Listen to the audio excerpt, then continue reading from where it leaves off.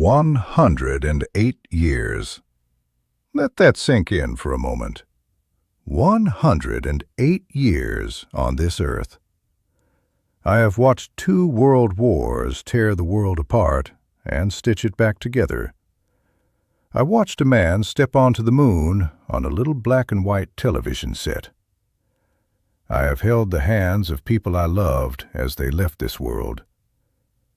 And I am still here, still breathing, still talking to you.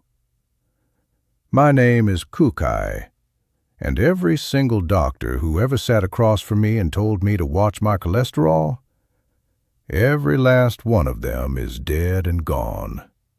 Every single one. Now, I do not say that to be cruel. I say it because somewhere along the way, we stopped trusting the wisdom that kept our grandmothers alive and started trusting men in white coats who get paid by the very companies selling us the cure. And child, that is a dangerous trade. So today, I am not going to sell you anything. I am not going to hand you a powder or a pill or a program. I'm going to give you the same 7 foods I have eaten my whole life. The foods that have kept this old body ticking for over a century.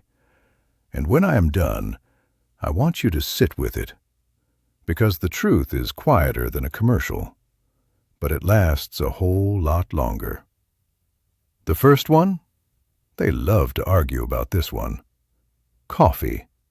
Good, strong, black coffee. I have had a cup every single morning since I was 16 years old. 16. That is 92 years of coffee, and my hands are still steady. They told us for decades it would give us heart attacks, make us anxious, rot our insides. And you know what I told them? I said worry is what gives you a heart attack. Coffee just wakes you up for it. That cup in the morning. It is not just caffeine. It is ritual. It is the first deep breath of the day. It is packed with antioxidants that your body drinks in like water after a drought. It is a message to every cell in your body that says, we are still here. We still have work to do. Get up. Just drink it black. The moment you start pouring in that sugary syrup, and that chemical creamer, you have turned medicine into candy, and not even good candy. Number 2 is what my daddy used to call God's candy. Berries. Blueberries, blackberries, raspberries, whatever you can get your hands on. When I was a little girl growing up in Georgia, we used to pick them wild right off the bushes behind the house. Our fingers would be stained purple by noon, and we did not care one bit. We were eating something the earth made just for us. The sweetness in a berry is not the kind that tears through your blood like a storm. It is slow and gentle. And those deep colors, those purples and reds and blues, that is not just pretty. That is medicine. My daddy told me that before any scientist had a word for it. The medicine is in the color. Those polyphenols fight the fire inside your body, the inflammation that quietly burns you down from the inside out. A handful a day, that is all. Simple as picking them off a bush. Number 3 comes from the water. Fatty fish, salmon, sardines, mackerel. Now, we did not get much salmon where I grew up, but sardines, we ate them straight from the can.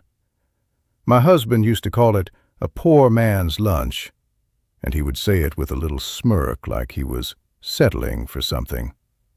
I would just smile and eat mine, because I knew something he did not quite appreciate yet. Your brain is made of fat, and not just any fat. It needs the clean, living fat that comes from the deep water.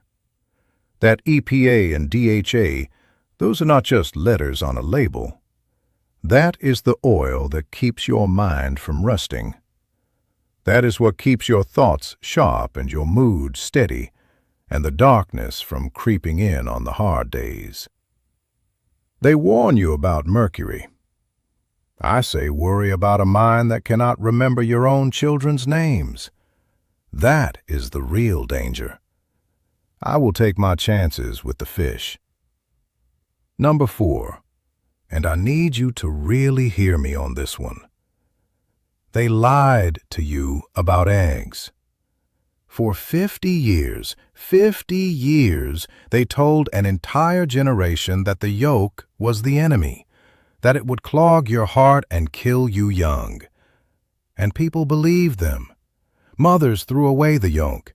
Families switched to egg whites and felt righteous about it.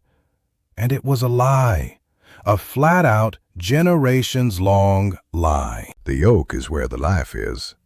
It has choline for your brain, lutein for your eyes, and more nutrients packed into that little golden dome than most meals 3 times its size. It is a perfect, complete, God-given package. I eat 2 every single morning, fried in bacon grease, and my heart has been beating strong for 108 years. So you can take that low-fat advice and leave it right where you found it. Number 5 is the one that makes people gasp. Red meat. Good, honest, grass-fed red meat. The kind that comes from an animal that walked in sunlight and ate what it was meant to eat. They have spent 20 years trying to scare us away from it. And what did we get in return? A generation that is tired all the time, weak in the muscles, foggy in the head, and reaching for another cup of coffee just to get through the afternoon. Your body needs what is in that meat. The iron that builds your blood strong. The B12 that keeps your nerves firing right. The carnitine that gives your muscles the will to move. You are not tired because you are getting older. You are tired because you stopped feeding yourself like you meant it. A cow is just the earth's way of turning grass and sunshine into strength. And there is nothing wrong with accepting that gift. Number 6 is the quiet one. The one nobody talks about at the dinner table. Fermented foods. We did not call it fermented when I was coming up. We called it buttermilk on a hot afternoon. We called it pickles in a jar by the window. We called it sauerkraut beside the pork at Sunday supper. We did not know the science. We just knew it made you feel right. Your gut is not just where food goes to disappear. It is a whole living world inside you. A garden. And like any garden, it needs good soil to grow anything worth keeping. These fermented foods plant the good bacteria, the kind that fights off sickness and keeps your digestion moving and your mood steady. A happy gut is a happy life.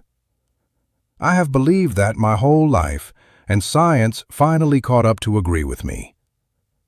And the last one, number 7. This one is my little secret. My morning treat that I have never once given up. Raw cacao. Not chocolate, not the sweet brown bar at the checkout counter. I am talking about the real thing. The dark, bitter powder that smells like the earth after rain and tastes like something ancient. Every morning I stir a spoonful into my black coffee and I sit with it for a moment before the day begins. It has something in it called PQQ. Your eyes may glaze over at that, but stay with me. What it does is tell your body to grow new mitochondria, new spark plugs. At my age, that is not a small thing. That is everything. It wakes up your brain. It gives you a little fire when the years start trying to take it from you. It is the best kept secret I know, and now it is yours. So there you have it. Coffee, berries, fatty fish, eggs, red meat, fermented foods, and raw cacao. That is the list. Not what they are selling on television. Not what comes in a subscription box or a 30-day challenge. Just food. Real food. The kind the earth made and our grandmothers understood, and somewhere along the way we were convinced to be afraid of. But I need to tell you one more thing before I go, and this might be the most important thing I have said today. The food is the fuel, but it is not the engine. The engine is your spirit. You can eat every item on that list every single day and still die a hollow death if your heart is full of bitterness. If you are holding grudges that have calcified into something you carry around like stones, if you stopped laughing, if you stopped loving people out loud. I have buried friends. I have buried enemies. I have buried 2 husbands and one of my own children. And grief like that, it will try to make a home inside you if you let it. The only answer I ever found was to forgive anyway, to laugh even when it hurt, to sit on the porch in the evening and watch the light go gold over the trees and say, "Thank you. Thank you for another day." You do that. You eat your eggs and your berries and your sardines. You drink your black coffee in the quiet of the morning. You feed your body and you tend your spirit. And you might just stick around a while longer than anybody expected. Now, if you will excuse me, it is about time for my coffee.